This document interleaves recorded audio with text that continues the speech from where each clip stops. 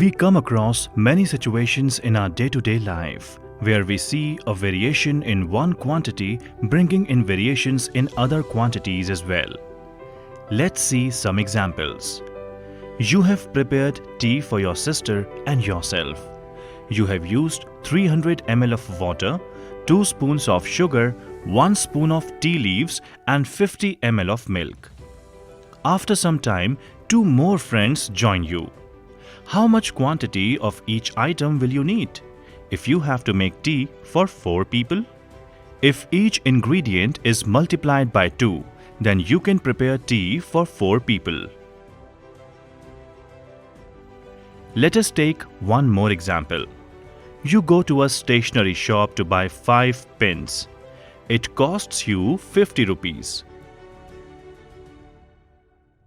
Next day you decide to buy 10 pens. It costs you 100 rupees. In the first situation, when the number of people increased, the quantity of ingredients also increased.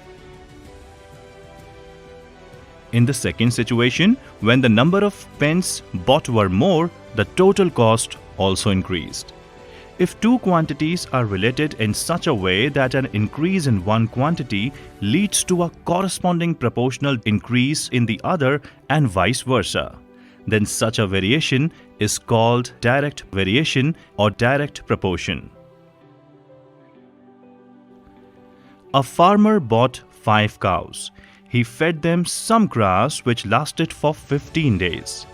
Then he bought 3 more cows and fed them the same amount of grass. But this time the grass lasted only for 10 days. As the number of cows increased, the number of days the food would last decreased. Let us take one more example. Rishi had rupees 200. He went to a shop to buy some notebooks. The cost of one notebook was rupees 20, so he bought 10 notebooks. Aditya also had rupees 200. He went to another shop to buy notebooks. The cost of one notebook in that shop was rupees 25, so he could buy only 8 notebooks. Now, what did we notice here?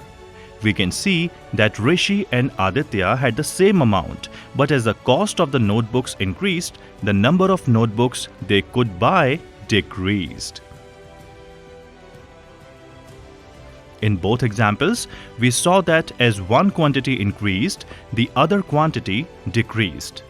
If 2 quantities are related in such a way that an increase in one quantity leads to a corresponding proportional decrease in the other and vice versa, then such a variation is called an inverse proportion.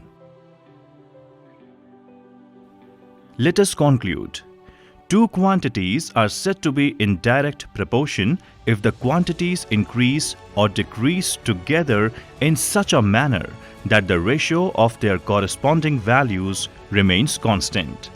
2 quantities are said to be in inverse proportion if an increase in one quantity causes a proportional decrease in the other quantity and vice versa, in such a manner that the product of their corresponding values remain constant. We will learn more about direct and inverse proportion in this chapter.